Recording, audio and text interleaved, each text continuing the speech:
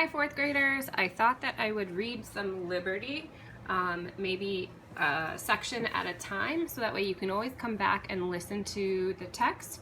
I know we did the first two sections with Mr. Martin, but I'm going to reread those sections so that way you can hear some of my think alouds as I go, and you can always come back if you're needing a resource.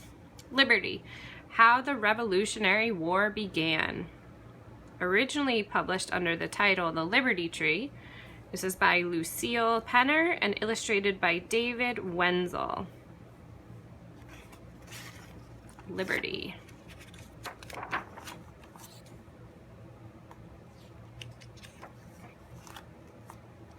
Oops, sorry.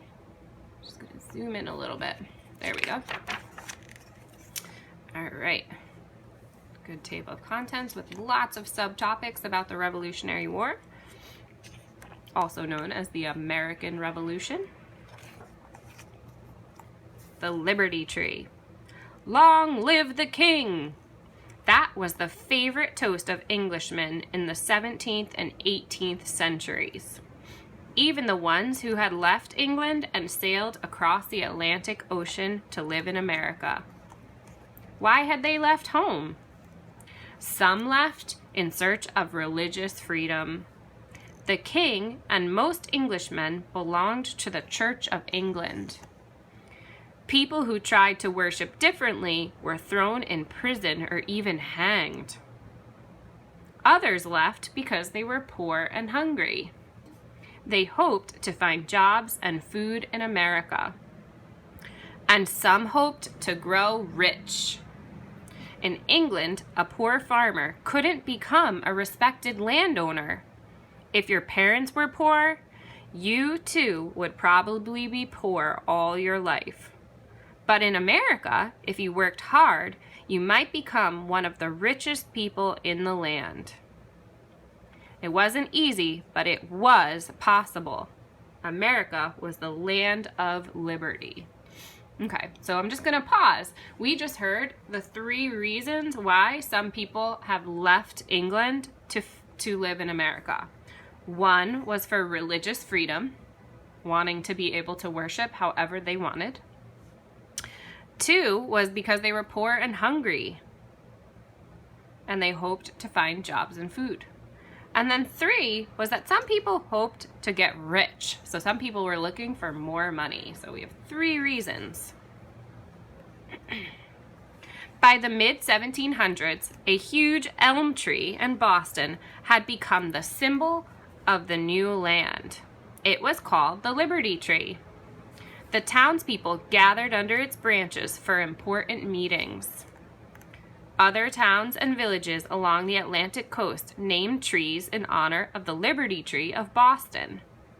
If they didn't have a big enough tree, they put up a tall pole and called it the Liberty Pole. The colonists were still proud to be subjects of the King of England, even though he ruled them from 3,000 miles across the ocean. But they were very glad to live in the new and wonderful land of opportunity, America.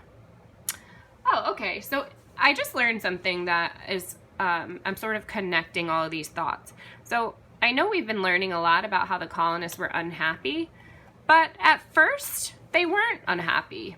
They were happy to still be connected to England and still be connected to the king. And they were happy to have their own land in America. I wonder what changed to make them so upset. I'm going to read a couple of these little captions along with their little illustrations, and then I will move on to the next section. Who were the Americans? Let me see if I can zoom. Most of them were farmers. Others were shopkeepers and tradesmen. Many were black slaves who lived mostly in the South.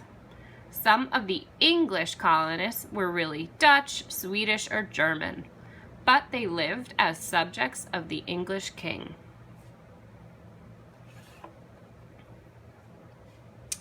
Let's see here. Colonial men and boys ate with their hats on. they took them off only to drink a toast. Their favorite toast was to the health of the king. So they even still appreciated and respected the king so that they would toast to him.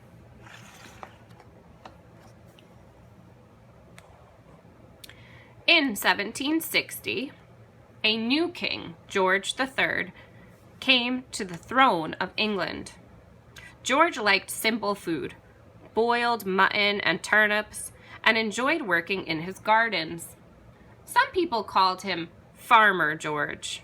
Others called him the Royal Button Maker because he loved mechanical inventions.